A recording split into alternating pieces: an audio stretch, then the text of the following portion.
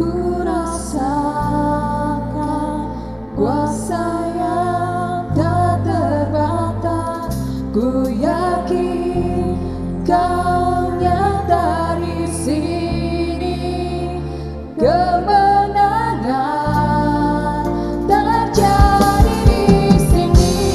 Kami yakin Tuhan, Engkau hadir Bapa, Engkau hadir di sini, Engkau hadir Yesus, tak terbatas. Ku yakin Kau nyata di sini.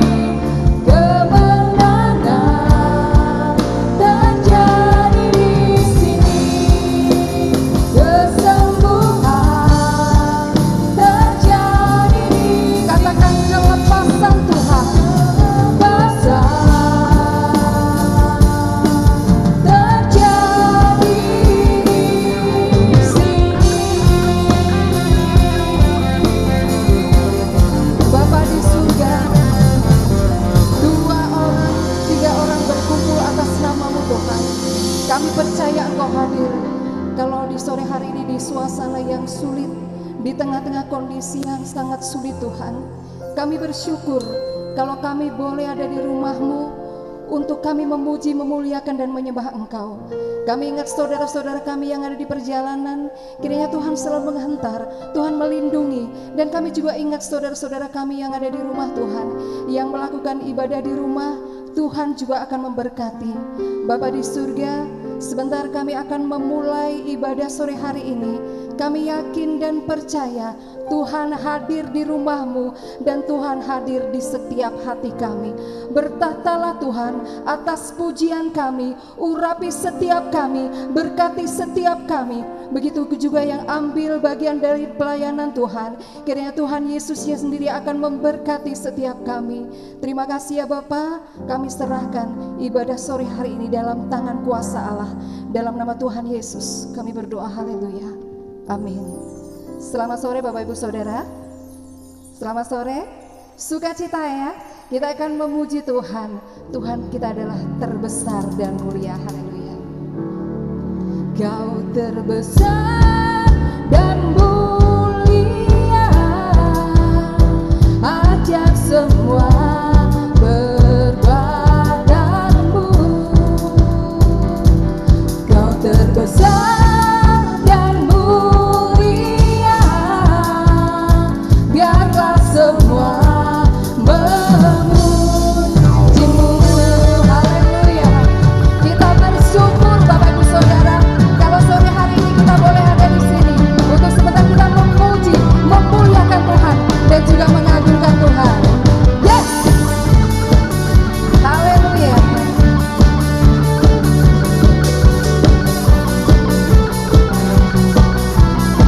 Kita katakan bersama-sama, segenap hati aku memuji, segenap jiwaku bernyanyi, karena Roh-Mu ada dalamku, Tuhan. Ku angkat tanganku memuji, ku angkat suara dan bernyanyi, karena Roh-Mu ada dalamku, Tuhan. Katakan, yes, memuji, ungkapkan sukacita di hati. Angkat suaramu ya, dan mulia, ajak semua perbuatanmu.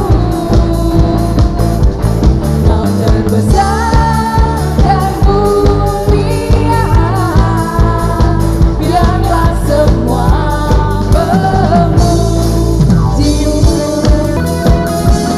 Kau terbesar dan mulia, ajak semua perbuatanmu.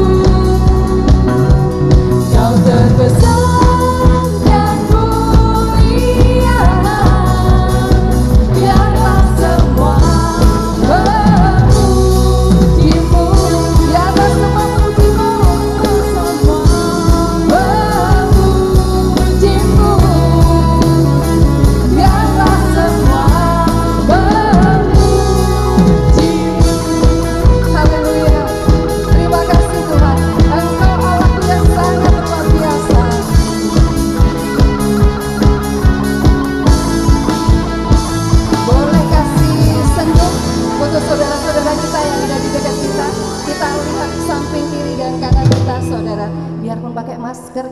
mengingat ini saudara kita.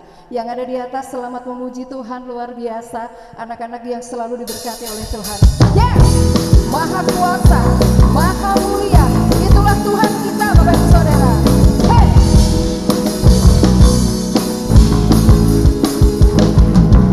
Dan terlukiskan kasih yang Kau berikan,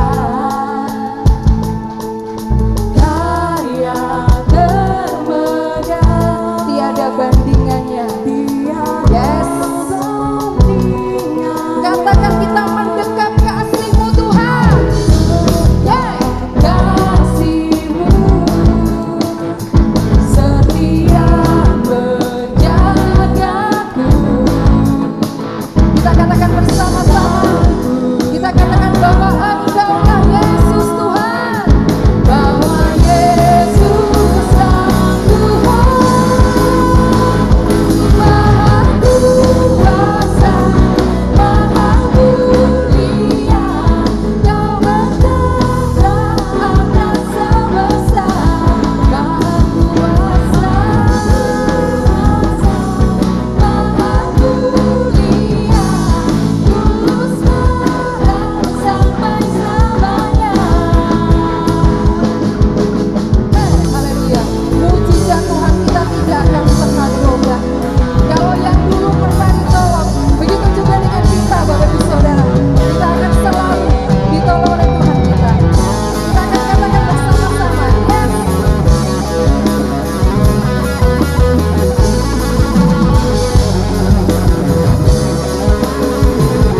Maha, boleh angkat tangan kita Bapak Ibu Saudara. Angkat tanganmu untuk Tuhan kita Yesus Kristus yang sekarang ada di tengah-tengah kita, melihat setiap hati kita, melihat setiap kerinduan jiwa kita.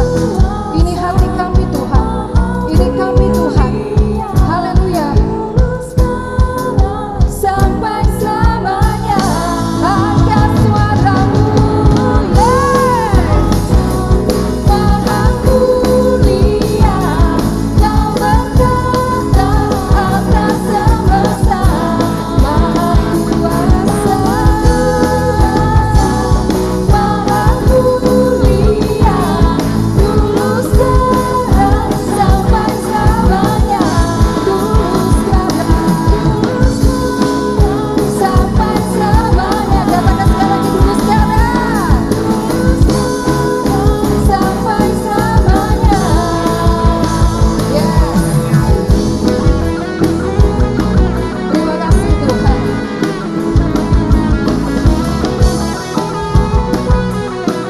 Beri kemuliaan untuk Tuhan kita Yesus. Silakan duduk Bapak Ibu Saudara.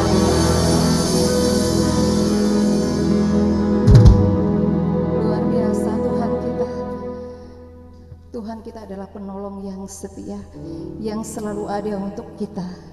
Kalau manusia mungkin terbatas ya, tapi Tuhan kita tiada batas untuk selalu ada buat kita. Haleluya Yesus.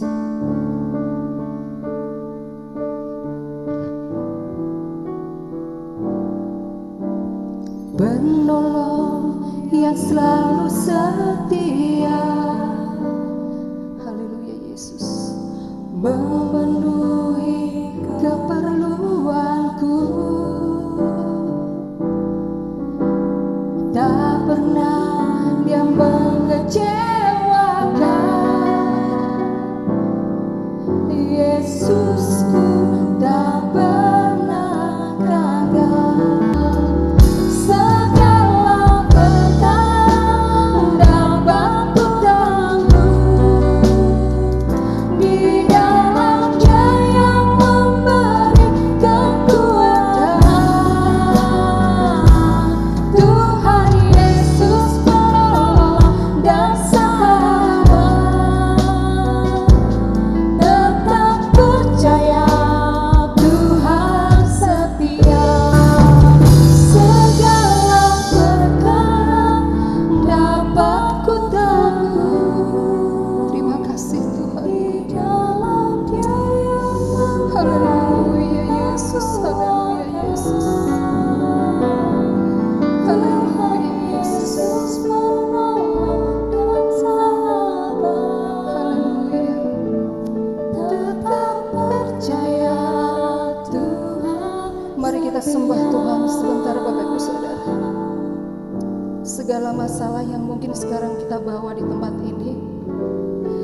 segala problem yang mungkin sekarang ada di pundak kita.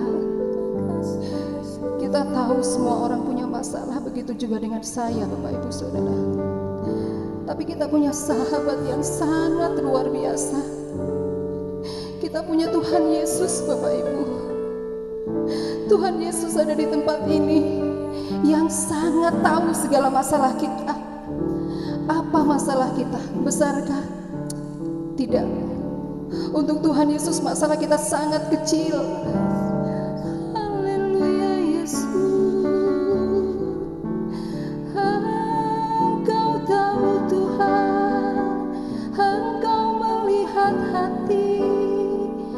Ini masalah kami. Letakkan segala masalahmu di bawah kaki salibnya, Bapak Ibu Saudara. Katakan, Tuhan, berikan bahu yang kuat Tuhan, agar aku bisa menghadapi setiap masalahku. Mungkin masalah pekerjaan, mungkin masalah rumah, masalah apapun. Segala perkara dapat ku tangguh. Katakan dengan imanmu, Bapak Ibu Saudara. Di dalam Tuhan Yesus, seberat apapun masalah itu pasti bisa diatasi. Pasti kita percaya Tuhan Yesus penolong dan sahabat. Tetap percaya Tuhan setia. Angkat suaramu Tuhan, waktu dan tempat kami serahkan kepadamu.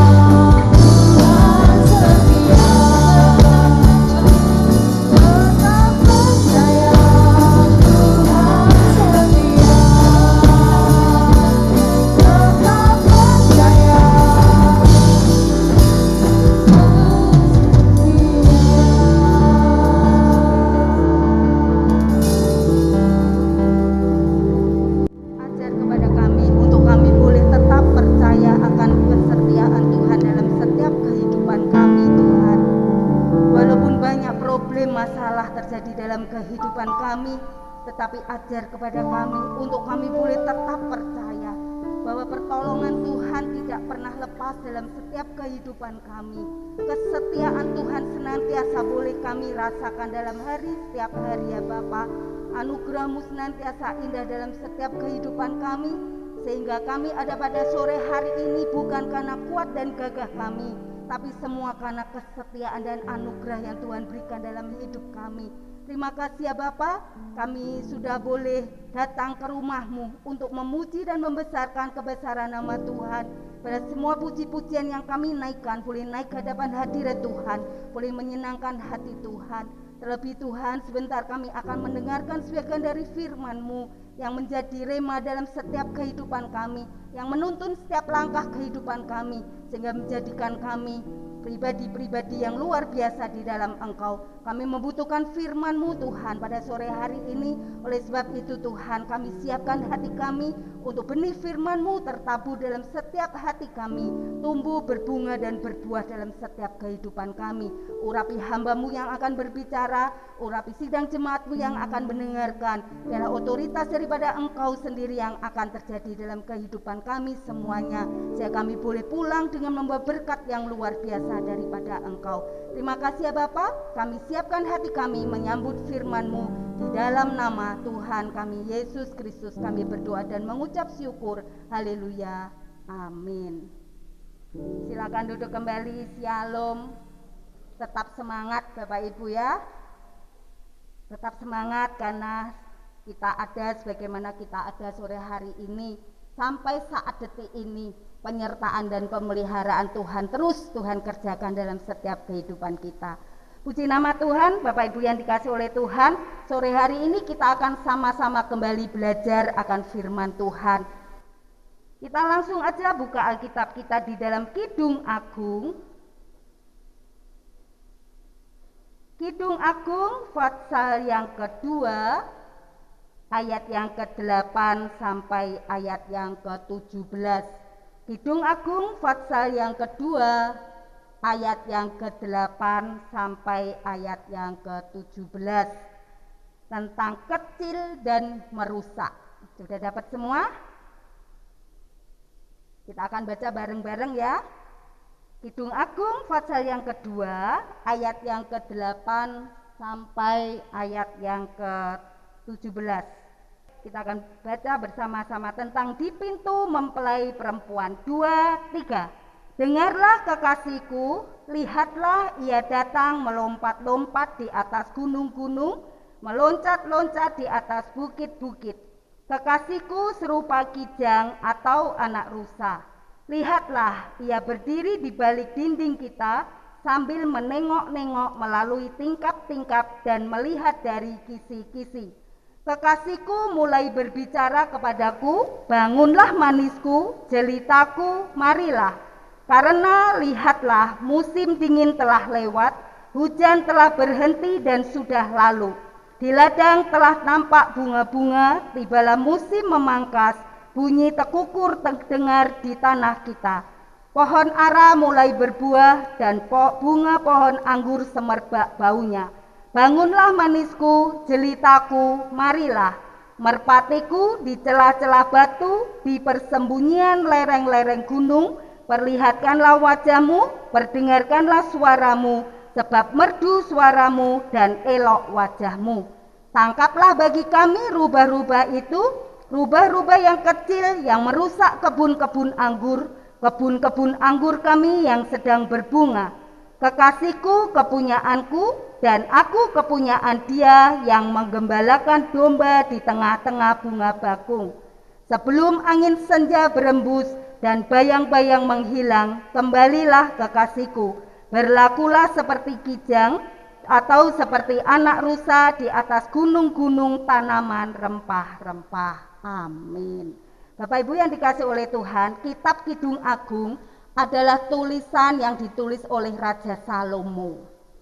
Mengungkapkan betapa indahnya cinta itu. Cinta yang kuat seperti maut, ya, keindahan sepasang kekasih, keindahan hubungan sepasang kekasih. Nah, Bapak Ibu yang kasih dalam Tuhan, Kidung Agung ini juga menggambarkan hubungan antara Allah dan mempelai wanitanya, yaitu kita semua. Kalau kita baca di ayat yang ke-8 sampai ayat yang ke-12 tentang puji-pujian yang indah, rayuan-rayuan yang romantis, kata-kata yang luar biasa, ya, yang dilontarkan. Tetapi ada dipotong oleh satu ayat yang membuat kita harus mewaspadai kepada rubah-rubah kecil. Kita lihat di ayat yang ke-15, ya. Di ayat yang ke-15 kita kembali baca. Tangkaplah bagi kami rubah-rubah itu, rubah-rubah yang kecil yang merusak kebun-kebun anggur kami yang sedang berbunga. Setelah kita baca satu kata-kata yang romantis, tahu-tahu di tengah-tengah dipotong oleh satu ayat yang mengingatkan untuk waspada. Menangkap rubah-rubah kecil yang merusak kebun anggur yang sedang berbunga. Kelihatannya kalau kita baca, kelihatannya tidak ada artinya, biasa-biasa aja gitu ya. Tetapi ayat ini sepertinya hanya selintas saja. Tetapi Bapak Ibu, sesungguhnya berisi pesan yang sangat penting yang harus kita pelajari sore hari ini. Nah, kalau kita lihat tentang binatang rubah adalah karnivora terkecil serumpun dengan anjing dan serigala. Sayangnya Megatron nggak bisa ya. Bentuknya seperti anjing dan seperti serigala, karena satu keluarga serumpun dengan anjing dan serigala. Rubah memiliki mata yang lebih tajam dari mata kucing. Rubah juga memiliki kecepatan lari sama seperti antelop, 72 km per jam. Binatang antelop itu binatang yang tercepat di dunia larinya, gitu ya. Rubah juga sama seperti itu. Rubah juga memiliki sederet kecerdasan. Dia dapat beradaptasi dalam berbagai keadaan. Rubah adalah binatang yang perusak ulung. Ya, rubah adalah binatang perusak ulung. Dia meninggalkan jejak yang luar biasa. Nah, Bapak Ibu yang dikasih oleh Tuhan, rubah seringkali menjadi tokoh jahat dalam cerita, dalam dongeng fabel anak-anak di seluruh dunia. Rubah juga dikenal sebagai perumpamaan orang licik, ya. Para penafsir juga menganggap bahwa rubah-rubah ini melukiskan hal-hal kecil yang merusak hubungan pernikahan. Karena kecilnya seringkali membuat kita kurang waspada. Karena kecilnya seringkali membuat kita kurang waspada. Ya. Nah, Bapak Ibu, pada saat sesuatu yang kecil ini kita biarkan, rubah ini kalau dibiarkan di kebun anggur, maka rubah ini akan merusak kebun anggur itu. Dan sesuatu yang kecil kalau kita biarkan, terus menerus kita biarkan, maka sesuatu yang kecil ini akan menyebabkan sesuatu yang besar akan terjadi dan sulit untuk ditangani kalau sudah kelewatan, sudah terlambat untuk menanganinya. Nah, kalau kebun anggur, apa kebun anggur itu? Kebun anggur menggambarkan seluruh aspek kehidupan kita. Kebun anggur adalah seluruh aspek kehidupan kita, meliputi keluarga, anak, relasi, keluarga besar, pekerjaan, rumah tangga, kehidupan sosial, masa depan, bisnis, dan lain sebagainya. Kebun anggur adalah seluruh aspek kehidupan kita. Nah, Bapak Ibu yang dikasih oleh Tuhan, masing-masing kita dipercaya oleh Tuhan untuk mengelola kebun anggur, ya. Masing-masing kita dipercaya oleh Tuhan untuk mengelola kebun anggur itu.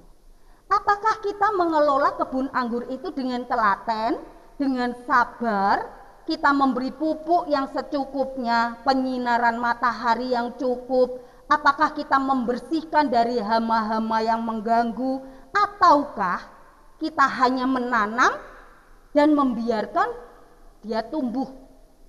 Itu pilihan kita. Tapi masing-masing kita, setiap pribadi diberi kepercayaan oleh Tuhan untuk mengelola kebun anggur itu. Mana pilihan kita? Apakah kita mau mengelola kebun anggur itu dengan telaten, dengan sabar? Mau kita bersihkan dari hama-hama, kita beri pupuk supaya pohon anggur itu tumbuh, berbunga dan berbuah lebat, ataukah kita biarkan? Memang kalau kita menanam pohon anggur itu susah ya susah gitu ya.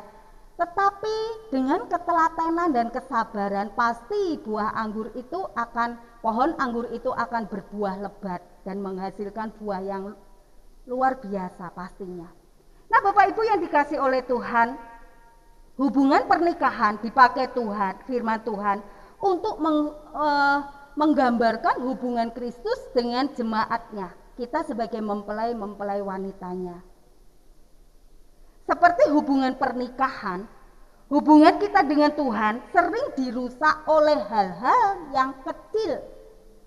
Ya, seperti hubungan pernikahan, hubungan kita dengan Tuhan pun seringkali dirusak oleh hal-hal yang kecil, hal-hal yang sepele, hal-hal yang kita anggap oh biasa-biasa aja, biasa kok. Tetapi ingat Bapak Ibu yang dikasih oleh Tuhan, sesuatu yang kita anggap kecil itu bisa merusak. Sesuatu yang kecil itu adalah dosa yang tidak diakui. Dosa apa yang kita sembunyikan? Dosa besar, dosa kecil tetap dosa. Ya kan? Dosa yang tidak diakui, kesibukan kita yang kita anggap sudah biasa, ibu rumah tangga juga sibuk, bapak juga sibuk, kami sibuk. Tapi kesibukan itu yang kita anggap biasa-biasa dan normal-normal aja, itu adalah rubah kecil yang akan merusak. Karena kesibukan itu akan mengambil alih persekutuan kita dengan Bapa kita di sorga. Kemalasan kita untuk merenungkan, untuk membaca firman Tuhan. Kemudian kecintaan kita kepada keluarga, kepada harta benda, kepada hobi yang lebih dari kecintaan kita kepada Bapa di sorga. Keterikatan kita akan hal-hal duniawi yang tidak bisa kita lepaskan. Sampai saat ini tidak bisa kita lepaskan. Dan kita anggap sudah biasa dan tidak terjadi apa-apa. Juga perkataan-perkataan yang sia-sia yang terlontar dari lidah mulut kita. Ngomel, bersungut-sungut. Ya, seringkali kita lebih banyak bersungut-sungut daripada bersyukur. Itu kata sia-sia yang seringkali terlontar. Kemudian sakit hati, kepahitan, dendam, benci, dan muncullah akar kepahitan itu dan tidak mau mengampuni. Seringkali kita abaikan, seringkali kita tidak cepat selesaikan. Perselisihan, suka menghakimi, bergosip, membicarakan tentang kelemahan, kekurangan saudara-saudara seiman, juga kelemahan pemimpinnya. Ya, tapi di sini tidak ada ya, semua manis-manis. Nah, Bapak Ibu yang dikasih oleh Tuhan, itu adalah rubah-rubah kecil yang kalau kita sepelekan, kalau kita anggap enteng itu, maka rubah-rubah kecil itu sesuatu yang remeh, sesuatu yang kecil itu akan merusak kebun anggur. Banyak rumah tangga hancur, banyak pelayanan hancur karena adanya rubah-rubah kecil yang tidak diperhatikan dan tidak disingkirkan dari awal. Kalau kita buka dalam Pengkhotbah pasal yang ke-10, Pengkhotbah pasal yang ke-10 ayat yang pertama, di situ dikatakan, lalat yang mati menyebabkan urapan dari pembuat urapan berbau busuk. Demikian juga sedikit kebodohan lebih berpengaruh daripada hikmat dan kehormatan. Dalam terjemahan lain ditulis, bangkai lalat menyebabkan minyak wangi berbau busuk. Ya, satu kesalahan kecil lebih besar pengaruhnya daripada kebijaksanaan dan kehormatan yang banyak. Satu kebodohan kecil bisa merusak semuanya. Kita buka lagi di dalam 1 Korintus pasal yang ke-5, ayat yang ke-6 dan ayat yang ke-7. 1 Korintus 5 ayat 6 dan 7 berbunyi demikian, kemegahanmu tidak baik, tidak tahukah kamu bahwa sedikit ragi menghamirkan seluruh adonan? Buanglah ragi yang lama itu supaya kamu menjadi adonan yang baru, sebab kamu memang tidak beragi. Sebab anak domba Paskah kita juga telah disembelih, yaitu Kristus. Dalam peribahasa Jawa, dalam peribahasa Indonesia ada menyebutkan karena nila setitik merusak susu sebelanga. Ya, karena nila setitik merusak susu sebelanga. Karena kesalahan kecil yang tidak ada artinya, maka akan merusak sesuatu yang besar, akan merusak seluruh adonan, akan merusak seluruh sesuatu yang baik, akan menjadi rusak. Dan kebaikan kita karena kebodohan yang kecil, karena sesuatu yang kecil itu yang tidak kita waspadai, yang kita lakukan, maka seluruh kebaikan kita dilupakan. Kemuliaan kita dilupakan, kebijaksanaan dan kehormatan yang banyak itu dilupakan karena kebodohan kecil. Nah, Bapak Ibu yang dikasihi oleh Tuhan, sedikit kesalahan kecil bisa menjadi pintu masuk iblis untuk merusak tatanan kehidupan kita di dalam Kristus yang sudah kita bangun selama ini. Yang membuat pengorbanan Kristus di atas kayu salib menjadi sia-sia karena kebodohan kecil yang kita lakukan dan kita anggap biasa-biasa saja. Dan kita anggap sepele. Normal kalau aku melakukan itu normal. Tapi ingat Bapak Ibu yang dikasihi oleh Tuhan, sesuatu yang kecil itu menjadi pintu masuk iblis untuk mengobrak-ngabrik kehidupan kita di dalam Tuhan yang sudah kita jalin, yang sudah kita bangun selama ini. Oleh sebab itu hati-hati. Kebun anggur kita tidak lagi semerbak, habis dilalap oleh rubah-rubah kecil. Kita tidak lagi menikmati hubungan yang intim, tidak lagi menikmati kasih Tuhan yang begitu luar biasa. Tidak lagi kita merasakan keindahan Tuhan dalam setiap kehidupan kita. Ketika hubungan kita dengan Kristus sedang mekar, sedang berbunga, bertunas dengan indahnya, bagaikan kebun anggur yang tumbuh subur, penuh dengan buah, tiba-tiba datanglah rubah-rubah kecil itu menghancurkan, mengubrak-ngabrik kebun yang sudah kita tanam dan rawat dengan baik itu. Coba bayangkan Bapak Ibu yang dikasihi oleh Tuhan, kalau kita sedang mengelola, kita menanam pohon anggur dengan kesulitan-kesulitan yang sudah kita lalui karena kita sabar, kita telaten untuk menanam pohon anggur itu, sehingga kita lihat pohon anggur itu berbunga, akan berbuah, bertunas. Betapa indahnya, betapa senang gitu ya Bapak Ibu ya. Tetapi karena kita kurang waspada, datanglah rubah-rubah kecil itu merusak, mengobrak-ngabrik pohon anggur yang sedang bertunas itu. Sehingga semua yang kita lakukan, semua sia-sia. Apa yang kita rasakan Bapak Ibu? Rasanya kepingin marah gitu ya. Kepingin marah, tapi rubahnya sudah menghilang. Dia hanya meninggalkan jejak. Demikian juga dalam setiap kehidupan kita Bapak Ibu yang dikasihi oleh Tuhan. Semua membuat segala usaha ketekunan kita sia-sia dan mengalami kerugian yang besar pastinya. Kita mungkin tidak melakukan dosa-dosa yang nampaknya besar. Mungkin kita bisa menghindari dosa yang besar. Orang kalau kepleset, Bapak Ibu, orang kalau kepleset itu seringkali kepleset dengan setundun pisang atau dengan kulit pisang. Pasti dengan kulit pisang, ya kan? Kalau setundun pisang ada di hadapan kita, kita tahu dan tidak akan membuat kita terpeleset.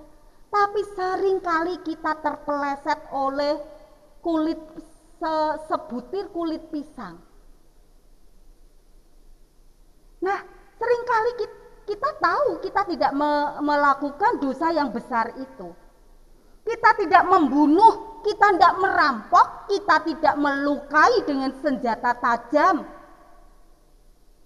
Tetapi ingat Bapak Ibu yang dikasihi oleh Tuhan, tanpa kita sadari atau kita sadari, seringkali kita membunuh, seringkali kita merampok, seringkali kita menusuk saudara seiman kita dengan lidah kita. Hati-hati dengan lidah kita. Kalau hari Rabu kemarin Komisi Pria dan Wanita belajar bagaimana kita mengendalikan lidah, bagaimana bahaya lidah itu. Mungkin kita tidak korupsi dengan jumlah yang besar karena kita tahu itu dosa. Tetapi seringkali kita korupsi dengan waktu kita. Oh, ibadah 4:30, nanti 4:30 kita baru berangkat ke gereja. Itu sudah korupsi. Korupsi waktu. Seringkali kita korupsi dengan waktu kita. Kita korupsi dengan tenaga kita. Bahkan kita korupsi dengan berkat Tuhan yang Tuhan berikan kepada kita yang menjadi hak Tuhan. Kita korupsi. Kita tidak berzina karena kita tahu bahwa berzina itu dosa. Tetapi seringkali kita lakukan, kita menduakan Tuhan dengan hobi kita, dengan kesibukan kita, sehingga membuat Tuhan cemburu. Kalau kita buka di dalam 2 Korintus pasal yang ke-11, 2 Korintus pasal 11 ayat yang kedua dikatakan, sebab aku cemburu kepada kamu dengan cemburu ilahi, karena aku telah mempertunangkan kamu kepada satu laki-laki untuk membawa kamu sebagai perawan suci kepada Kristus. Ingat Bapak Ibu yang dikasih oleh Tuhan, Allah yang kita sembah, kekasih kita adalah kekasih yang cemburu, kekasih yang cemburuan. Jangan sampai kita menduakan kekasih kita. Kalau kita disiapkan untuk menjadi perawan suci, menjadi mempelai wanita Kristus, jaga kehidupan kita. Jangan sampai kita terpeleset. Jangan sampai kebodohan kecil kita kerjakan dan kita lakukan sehingga membuat kekasih kita cemburu dengan cemburu yang ilahi. Dosa dalam ukuran apapun tetaplah dosa.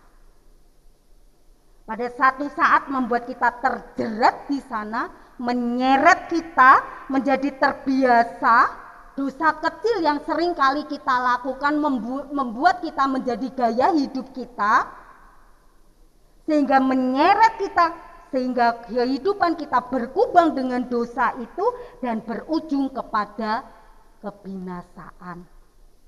Imamat pasal yang ke-20 ayat 23. Imamat pasal 20 ayat 23, janganlah kamu hidup menurut kebiasaan bangsa yang akan kuhalau dari depanmu, karena semuanya itu telah dilakukan mereka sehingga aku muak melihat mereka. Jangan membuat Tuhan muak dengan kebiasaan kecil, dengan rubah-rubah kecil yang kita kerjakan dalam kehidupan kita dari hari ke hari. Sehingga Tuhan bilang, aku muak. Mari Bapak Ibu yang dikasih oleh Tuhan. Dosa itu awalnya manis, tapi ujungnya pahit. Ujungnya menuju kepada kebinasaan yang kekal. Kelak di dalam penghakiman, semua yang kita kerjakan, semua yang kita lakukan harus kita pertanggungjawabkan. Di dalam Galatia pasal 6 ayat yang kelima, ditulis saja ya. Segala sesuatu yang kita kerjakan saatnya nanti harus kita pertanggungjawabkan. Nah, oleh sebab itu mari kita koreksi diri kita. Kita belajar bersama-sama bagaimana kita bisa menangkap rubah-rubah kecil yang merusak kebun anggur kita. Sore hari ini kita akan sama-sama belajar. Yang pertama Bapak Ibu, bagaimana kita bisa menangkap rubah kecil yang merusak kebun anggur kita. Yang pertama yang harus kita lakukan adalah mengakui dosa. Memang penting untuk dapat mengakui dosa kita di hadapan Tuhan. Kita buka di dalam Yakobus pasal yang kelima, ayat yang ke-16. Yakobus pasal 5 ayat yang ke-16 dikatakan, karena itu hendaklah kamu saling mengaku dosamu dan saling mendoakan supaya kamu sembuh. Doa orang yang benar bila dengan yakin didoakan sangat besar kuasanya. Sangat penting untuk kita mengakui dosa-dosa kita di hadapan Tuhan. Minta pengampunan. Namun kerap kali kita merasa sendiri untuk berjuang melawan dosa itu. Seringkali kita merasa tidak cukup, seringkali terlalu berat. Kita juga harus mengakui dosa di hadapan orang lain yang dapat dipercaya. Misal gembala, misal saudara seiman yang bisa dipercaya, yang rohaninya pastinya lebih tinggi dari kita, yang bisa menguatkan kita, yang bisa mendoakan kita, yang bisa mengingatkan kita kalau satu saat kita jatuh lagi dalam dosa yang sama.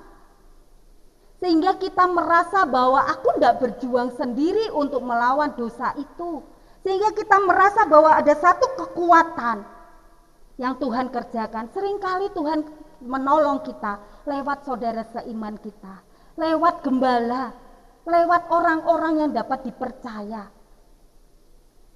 Nah, Bapak Ibu yang dikasih oleh Tuhan, oleh sebab itu mari kita bertobat, mengakui setiap dosa kita. Dosa besar, dosa kecil, tetap dosa. Dosa apa yang kita sembunyikan, rubah-rubah kecil apa yang masih kita simpan di dalam kehidupan kita, sehingga rubah-rubah itu akan merusak kebun anggur itu, mengobrak-abriknya. Jangan tobat kumat, hari ini tobat, besok kumat lagi. Ya, seringkali membuat kita jatuh ke dalam dosa yang sama. Tadi sudah kita baca bahwa kebiasaan itu akan membuat Tuhan kita muak untuk melihatnya. Jangan kita buat kekasih kita muak melihat kita. Amin. Di nama Tuhan. Yang kedua, jangan beri kesempatan kepada iblis. Dalam Efesus pasal 4 ayat yang ke-27. Dan janganlah beri kesempatan kepada iblis. Bapak Ibu, kita tidak boleh memberi kesempatan pada iblis untuk dapat menggoda kita melakukan dosa. Oh, aku tidak pernah memberi kesempatan kepada iblis. Tapi ingat Bapak Ibu, seringkali iblis menggoda kita sehingga kita tidak bisa menguasai diri dengan marah. Seringkali itu yang terjadi dalam hidup kita. Saya pun juga seringkali marah.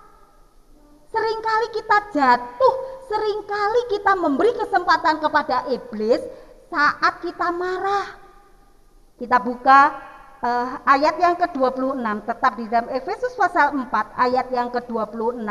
Apabila kamu menjadi marah, janganlah kamu berbuat dosa. Janganlah matahari terbenam sebelum padam amarahmu. Tuhan tidak melarang kita marah, Bapak Ibu. Orang yang tidak pernah marah, wih luar biasa itu ya. Apa ada di dunia ini yang tidak pernah marah? Pasti tidak ada. Tetapi firman Tuhan katakan, saat kamu marah, jangan biarkan amarah itu disimpan sampai matahari tertenggelam, sampai besok pagi marahnya tetap berlanjut.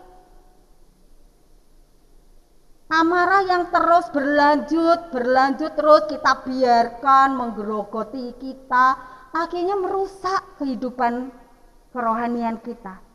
Nah, Bapak Ibu yang dikasih oleh Tuhan, saat kita marah, peluang iblis menjadi lebih besar untuk menerkam kesabaran kita dan penguasaan diri kita. Seolah-olah kesabaran kita dan penguasaan kita diterkam oleh iblis itu.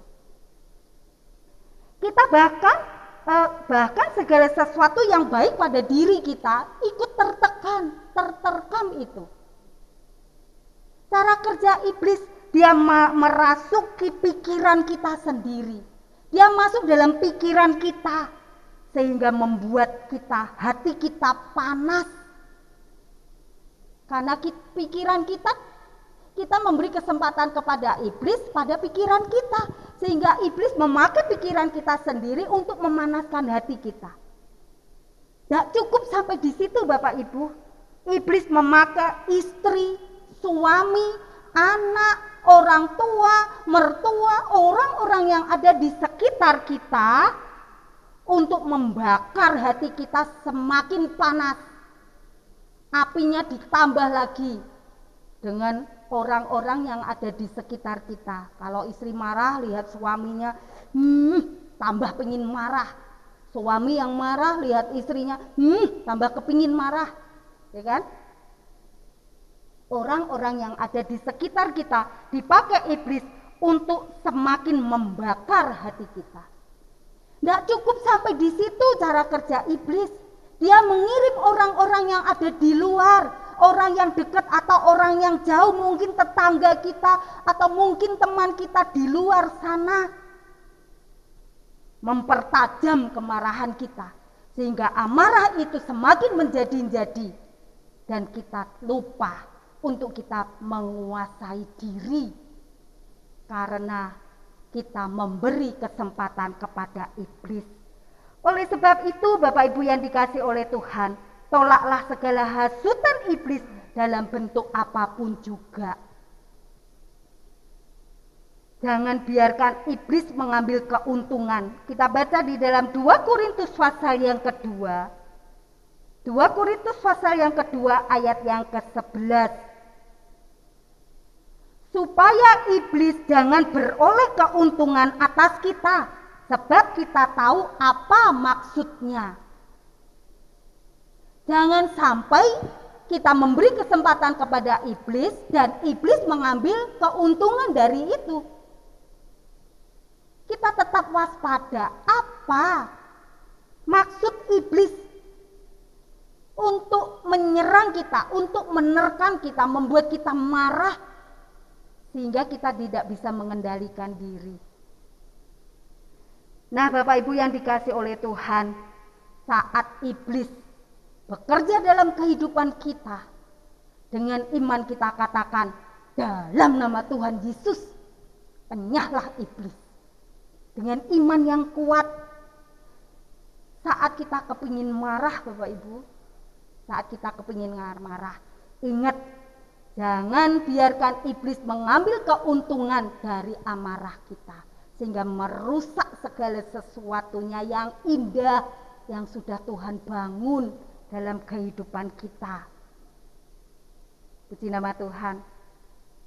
Yang ketiga, tinggalkan cara hidup yang lama. Tinggalkan cara hidup yang lama. Efesus pasal yang keempat, tetap di dalam Efesus pasal 4, ayat yang ke-17, 18, dan 19. Efesus 4, 17 sampai 19 berbunyi demikian.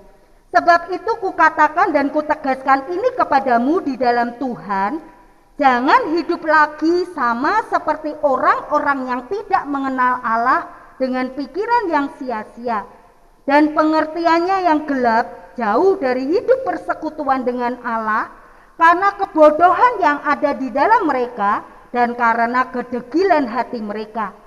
Perasaan mereka telah tumpul sehingga mereka menyerahkan diri kepada hawa nafsu dan mengerjakan dengan serakah segala macam kecemaran.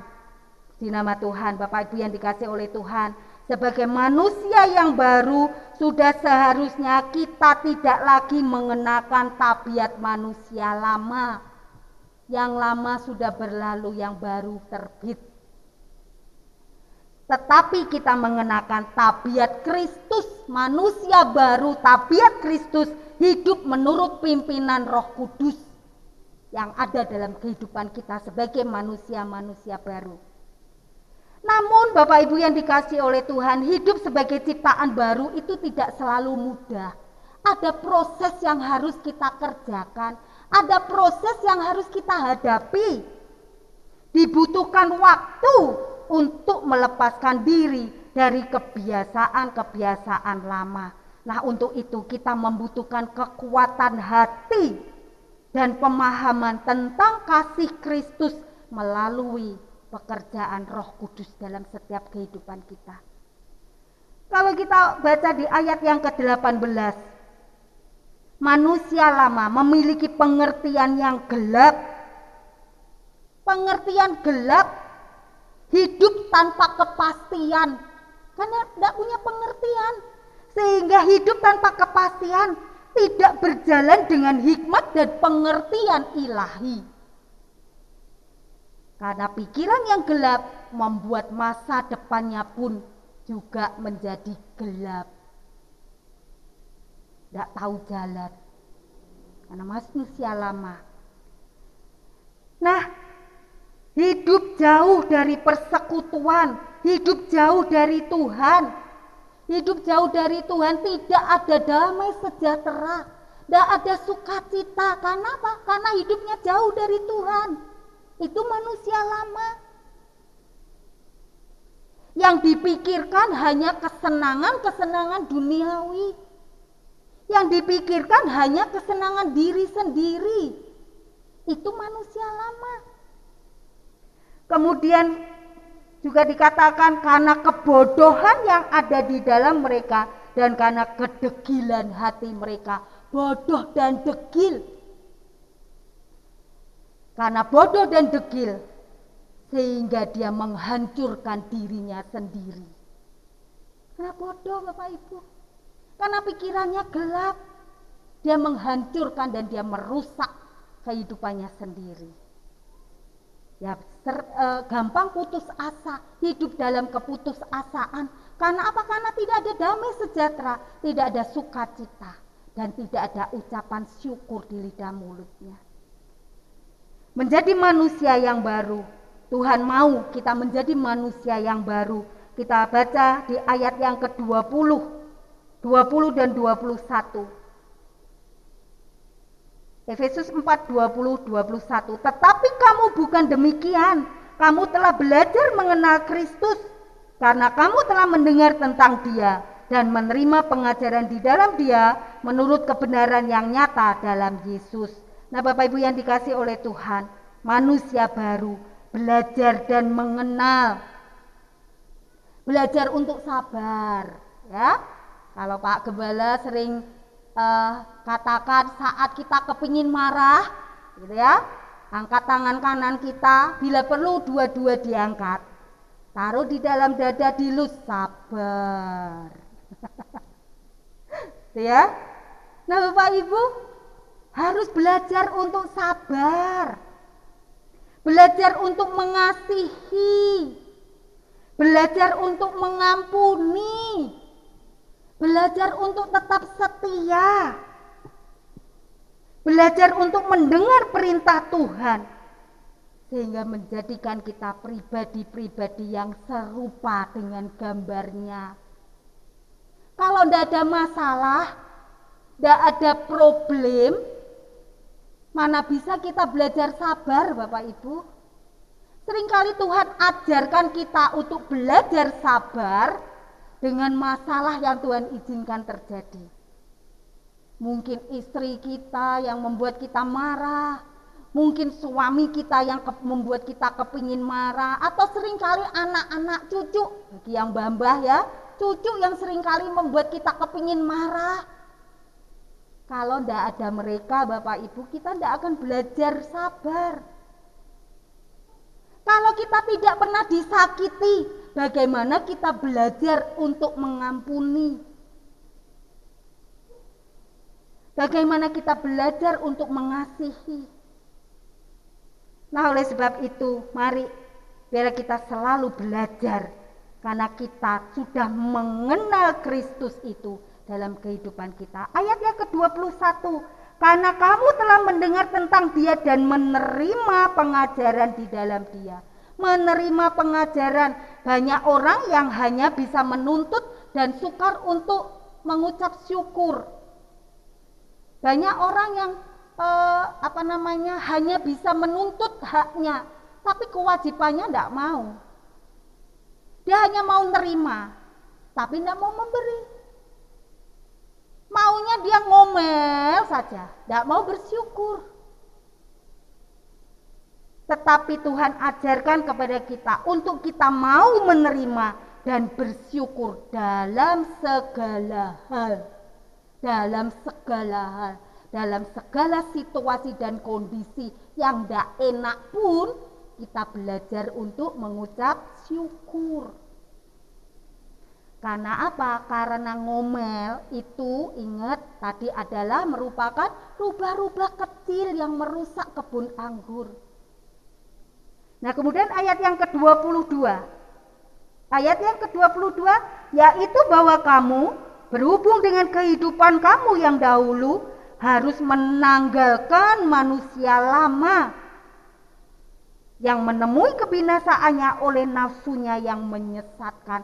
kita harus menanggalkan manusia yang lama, menanggalkan hal-hal yang menghambat berkat, menanggalkan hal-hal yang menghambat mujizat, menanggalkan hal-hal yang menghambat kasih dan karunia Tuhan dalam hidup kita pribadi, setiap pribadi. Harus kita tanggalkan. Sekecil apapun hambatan-hambatan itu, harus kita waspadai dan harus kita tanggalkan. Di nama Tuhan, ayat yang ke-23. Supaya kamu dibaharui di dalam roh dan pikiranmu. Supaya kita dibaharui dalam roh dan pikiran. Dan pada akhirnya target yang harus kita capai adalah dalam Galatia pasal yang kedua. Galatia pasal 2 ayat 19 sampai ayat yang ke-20. Berbunyi demikian, sebab aku telah mati oleh hukum Taurat untuk hukum Taurat, supaya aku hidup untuk Allah. Aku telah disalibkan dengan Kristus, namun aku hidup, tetapi bukan lagi aku sendiri yang hidup, melainkan Kristus yang hidup di dalam aku. Dan hidupku yang kuhidupi sekarang di dalam daging adalah hidup oleh iman dalam Anak Allah yang telah mengasihi aku dan menyerahkan dirinya untuk aku. Inilah target akhir kita. Menanggalkan manusia yang lama, kita memakai kehidupan Tuhan yang tampil dalam kehidupan kita, memiliki kepribadian sebagai anak-anak kerajaan sorga, segambar dan serupa dengan Bapa di sorga. Amin. Itu target kita, untuk kita mewaspadai rubah-rubah kecil yang merusak kebun anggur kita. Tinggalkan cara hidup yang lama. Di nama Tuhan, yang keempat Bapak Ibu, yang keempat, setelah kita mengakui dosa kita, setelah kita belajar untuk tidak memberi kesempatan kepada iblis, dan setelah kita menanggalkan cara hidup yang lama, perlunya kita membuat komitmen, memiliki komitmen yang sesungguhnya. Tanpa komitmen semua sia-sia. Yang keempat, memiliki komitmen yang sesungguhnya. Komitmen adalah tekad yang kuat, kemauan yang tinggi untuk kita melakukan sesuatu. Pastinya sesuatu yang semakin lebih baik lagi pastinya. Ya. Kalau kita punya komitmen, bukan komitmen yang kita melakukan sesuatu yang lebih jelek, enggak. Komitmen dibutuhkan, komitmen yang sesungguhnya, bukan komitmen pura-pura, bukan komitmen supaya dilihat gembala baik, bukan komitmen supaya dilihat majelis baik, bukan komitmen supaya dilihat manusia baik, tidak. Tetapi komitmen yang sesungguhnya adalah komitmen kita kepada Tuhan. Dia yang tahu akan segala isi hati kita dan tidak bisa kita bohongi. Komitmen yang sesungguhnya. Kita buka di dalam 1 Korintus pasal yang ke-15 ayat yang ke-58.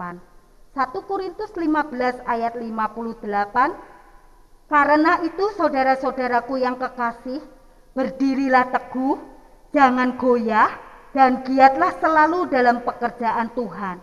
Sebab kamu tahu bahwa dalam persekutuan dengan Tuhan, jerih payahmu tidak sia-sia. Komitmen yang sesungguhnya adalah komitmen yang teguh, mengacu kepada keteguhan iman kita. Seteguh itulah iman kita kepada Dia. Kalau kita seringkali memiliki komitmen yang gampang goyah, ya seperti itulah iman kita.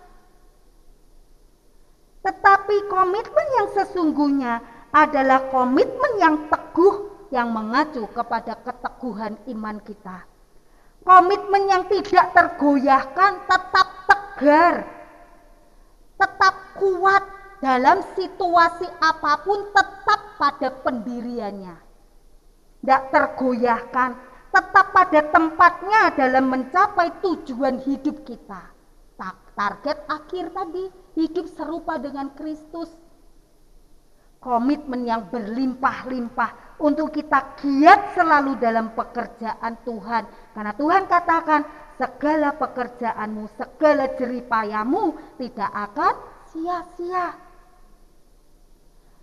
harus berlimpah-limpah, baik kualitas maupun kuantitas. Dari waktu ke waktu antusiasme kita akan hal-hal rohani harus semakin kita tingkatkan. Bukan semakin mundur Bapak Ibu, tapi semakin meningkat. Puji nama Tuhan, kalau kita semakin giat melayani Tuhan, akan panggilan Tuhan dalam setiap kehidupan kita, ada upah yang menanti kita. Firman Tuhan pagi tadi katakan, Tuhan panggil kita untuk melayani Dia. Bagaimana kita semangat, bagaimana kita giat untuk melayani pekerjaan Tuhan. Karena Tuhan sediakan kemuliaan itu dalam hidup kita. Karena Tuhan sediakan damai sejahtera itu dalam hidup kita. Karena Tuhan sediakan semua berkat itu dalam setiap kehidupan kita. Masihkah kita tidak mau giat untuk melayani Tuhan? Masihkah kita simpan rubah-rubah kecil itu dalam hidup kita? Mari Bapak Ibu yang dikasihi oleh Tuhan, kita semakin meningkatkan kehidupan kita, menjadi kerohanian kita semakin meningkat dari hari ke hari. Komitmen untuk apa? Komitmen untuk memiliki hati yang suci dan murni. Dalam Amsal pasal 4 ayat yang ke-23 dikatakan, jagalah hatimu dari segala kewaspadaan, karena disitulah terpancar kehidupan. Jaga hati, supaya hati ini suci dan murni di hadapan Tuhan. Komitmen apa? Komitmen untuk semakin serupa dengan gambar Allah. Karena dalam Kejadian pasal 1 ayat yang ke-26 dikatakan, kita diciptakan untuk menjadi serupa dengan gambarnya.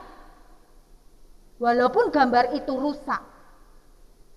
Tetapi sore hari ini kita belajar, rubah-rubah kecil itu yang mungkin merusak dari hari ke hari, gambar itu semakin rusak. Tetapi mari kita menyadari, kita harus tumpas, kita tangkap rubah-rubah kecil itu, sehingga gambar daripada Bapa Surgawi itu ada dalam hidup kita, pribadi, setiap pribadi. Puji nama Tuhan, komitmen untuk semakin intim dengan Tuhan.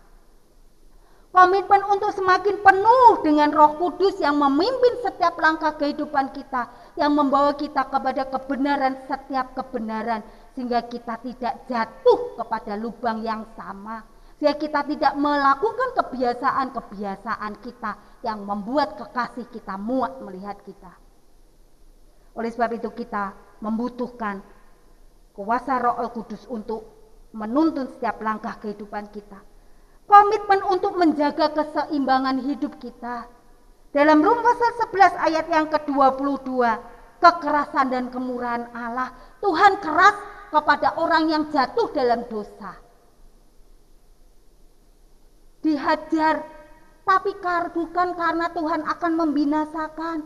Tapi Tuhan mau tidak ada satu manusia pun yang binasa. Oleh sebab itu saat manusia jatuh ke dalam dosa, Tuhan perlu menghajar dia untuk dia kembali kepada jalan yang benar, pada keselamatan yang Tuhan sediakan. Kemurahan Tuhan selalu dilimpahkan kepada anak-anaknya yang selalu erat dengan dia, yang hidup bersekutu dengan dia. Kemurahan Tuhan dilimpahkan dalam setiap kehidupan kita masing-masing. Puji nama Tuhan. Dalam Ulangan pasal 11 ayat yang ke-26, Tuhan juga sediakan berkat dan kutuk. Pilihan kita, pasti kita memilih berkat. Oleh sebab itu kita jaga keseimbangan hidup kita. Untuk itu kita membutuhkan komitmen yang kuat dalam setiap kehidupan kita. Nah Bapak Ibu yang dikasihi oleh Tuhan, waspadai serangan rubah kecil yang bisa memporak-porandakan kebun anggur kita, yang sedang bertunas dan subur. Rubah-rubah kecil itu tidak datang kepada pohon anggur yang sudah berbuah lebat. Iblis dan setan tidak mau datang kepada pohon anggur yang berbuah lebat, karena iblis dan setan tahu bahwa pohon anggur ini sudah kuat, nggak bisa dipatahkan, nggak bisa dikalahkan. Iblis juga nggak datang kepada pohon anggur yang mendrip-mendrip. Iblis tidak akan mengganggu anak-anak Tuhan yang cuman duduk manis, yang rohaninya nggak stabil, kadang-kadang naik, kadang-kadang turun. Enggak, tetapi iblis menyerang setiap kehidupan anak-anak Tuhan, pokok-pokok anggur yang sedang bertunas dan berbunga, yang semerbak baunya. Itu loh incaran iblis. Saat kita mengalami hubungan yang intim dengan Tuhan, saat kita merasakan indahnya bersama dengan Tuhan, saat itu iblis berusaha merusak kita, merusak hubungan itu. Iblis tidak mau hubungan yang intim antara sepasang kekasih, antara kita sebagai mempelai wanita dan kekasih kita di surga. Iblis tidak mau itu terjalin. Nah, oleh sebab itu Bapak Ibu yang dikasihi oleh Tuhan, rubah-rubah meskipun kecil siap menutup pintu surga dan membuat kita kehilangan kesempatan untuk mendapatkan keselamatan. Bukan keselamatan yang kita dapatkan, tapi kebinasaan kekal. Karena apa? Karena kita tidak mewaspadai atau kita kurang mewaspadai rubah-rubah kecil itu. Kebiasaan-kebiasaan yang menghambat berkat Tuhan, kebiasaan-kebiasaan yang menghambat perjumpaan kita dengan Allah kita. Kita rasa biasa, kita merasa itu bukan pelanggaran, hanya pelanggaran kecil yang kita lakukan. Tapi hati-hati Bapak Ibu, sesuatu yang kecil akan menjadi besar kalau kita biarkan. Nah, oleh sebab itu mulai sekarang waspadalah. Ayat yang terakhir Mazmur pasal yang ke-51 ayat yang ke-9 dan ayat yang ke-10. Mazmur pasal yang ke-51 ayat 9 dan ayat yang ke-10. Kita akan baca bareng-bareng ya. Mazmur 51 ayat 9 dan 10. 2, 3. Sembunyikanlah wajahmu terhadap dosaku, hapuskanlah segala kesalahanku. Jadikanlah hatiku tahir ya Allah, dan perbaharuilah batinku dengan roh yang teguh. Biarlah doa Raja Daud menjadi doa kita bersama-sama, menjadi pengharapan kita.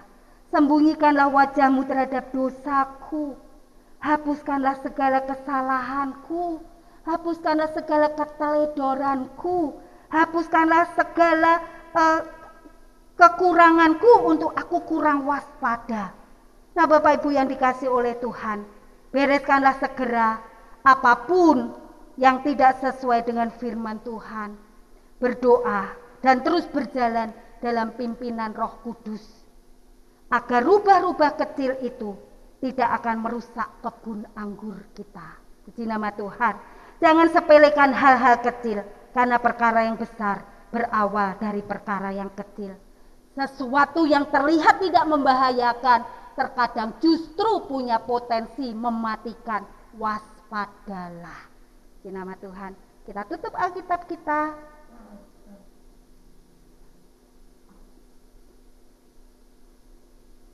Mari Bapak Ibu yang dikasihi oleh Tuhan, kita koreksi diri kita pribadi, setiap pribadi.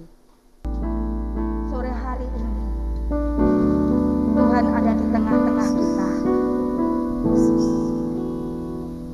Mari dengan penuh kerendahan hati kita datang menghampiri Dia. Kita serahkan seluruh kehidupan ini ke dalam tangan-Nya. Sebagaimana doa Raja Daud, lupakan segala kesalahanku Tuhan, hapuslah dosa dan kesalahanku, jadikan aku tahir. Kita koreksi diri kita pribadi, setiap pribadi, siapapun kita tidak terkecuali, termasuk saya sebagai gembala, termasuk pelayan-pelayan Tuhan. Masihkah kita simpan rubah-rubah kecil itu? Masihkah kita pelihara rubah-rubah kecil yang merusak itu? Tidak kita tangkap, tidak kita singkirkan, tidak kita bunuh. Mari Bapak Ibu yang dikasih oleh Tuhan, sore hari ini firman Tuhan mengingatkan kembali kepada kita untuk kita tetap waspada. Sesuatu yang kecil akan merusak, mengobrak-ngabrik tatanan kehidupan kita, akan mengobrak-ngabrik hubungan kita yang indah kepada Tuhan. Mari kita akui setiap dosa dan kesalahan kita, dan kita menjadi manusia-manusia yang baru. Kita akan pujikan pujian ini sambil kita akan sama-sama bangkit berdiri.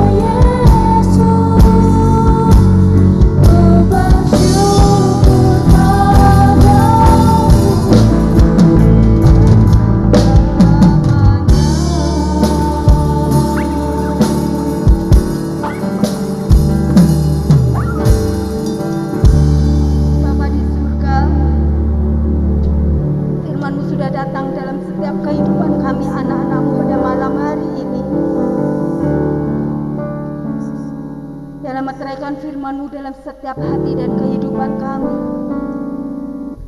Ampuni setiap dosa dan kesalahan kami yang mungkin hari-hari kemarin kami kurang mewaspadai akan rubah-rubah kecil yang merusak kebun anggur itu, Tuhan. Ampuni setiap kesalahan yang kecil yang seringkali kami sepelekan dan seringkali kami lakukan tanpa kami menyadari sesuatu yang kecil itu akan menyeret kami pada masalah yang besar, akan membuat pengorbanan Tuhan di atas kayu salib menjadi sia-sia. Ampuni Tuhan, ampuni. Selidiki setiap hati dan kehidupan kami anak-anak-Mu pada sore hari ini Tuhan.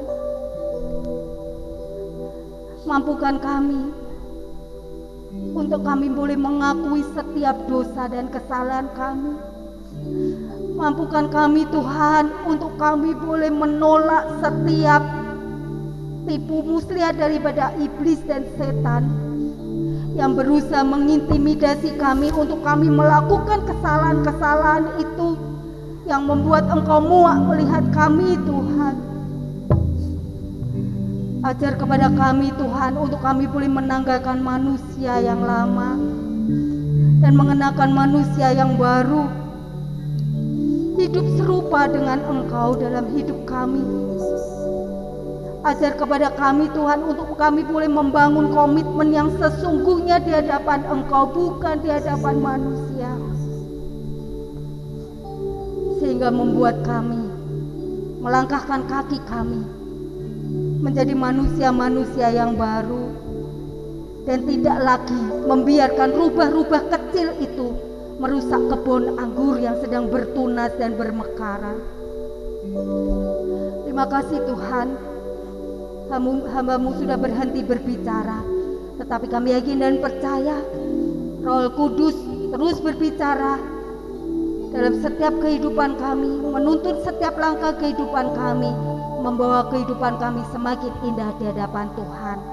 Terima kasih ya Bapa, terima kasih atas berkat firman-Mu pada sore hari ini. Kami boleh menjadi manusia-manusia yang baru. Sebentar Tuhan, kami akan mengulurkan tangan kami untuk kami boleh memberikan persembahan yang sudah Engkau berikan berkat itu dalam setiap kehidupan kami.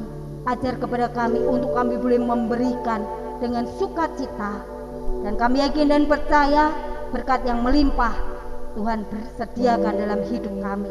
Terima kasih ya Bapa. Di dalam nama Tuhan Yesus kami berdoa dan mengucap syukur. Haleluya. Amin.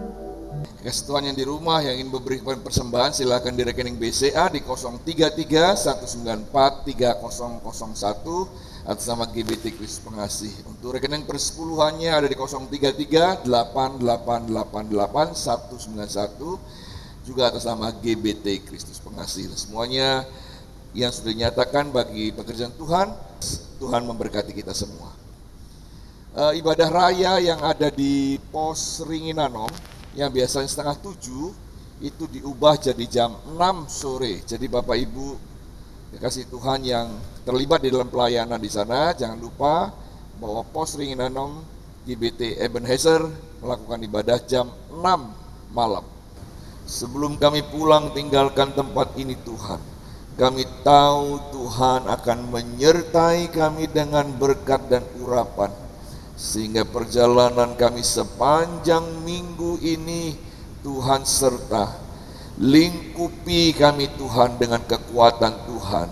Dan biarlah segala mara bahaya, sakit, penyakit dilahlukan di antara kami Tuhan, seperti Tuhan melalukan wabah yang datang kepada orang-orang Israel di Mesir itu Tuhan.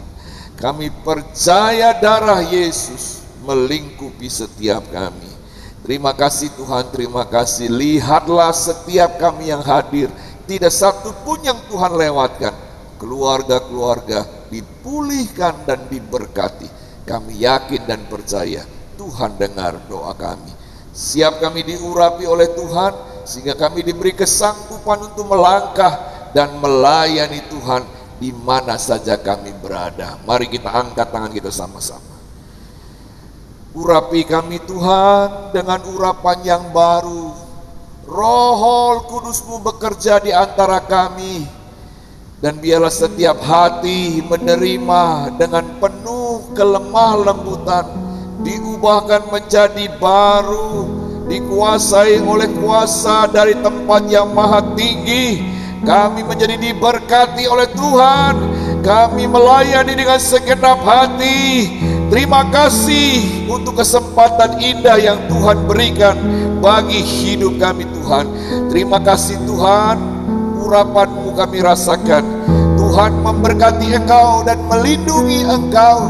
Tuhan menyinari engkau dengan wajahnya dan memberi engkau kasih karunia. Menghadapkan wajahnya kepadamu dan memberi engkau damai sejahtera. Damai yang diberikan oleh Allah Bapa di dalam sorga. Cinta, kasih, kemurahan, kasih sayang dari Tuhan Yesus Kristus, serta kuat kuasa dalam pekerjaan Roh Kudus mengurapi, memberkati, dan menyertai kita dari sekarang sampai selama-lamanya. Terima berkat-berkat Tuhan ini, terima berkat-berkat Tuhan ini, dan terima berkat-berkat Tuhan ini. Dalam nama Yesus kami sudah berdoa. Haleluya. Amin.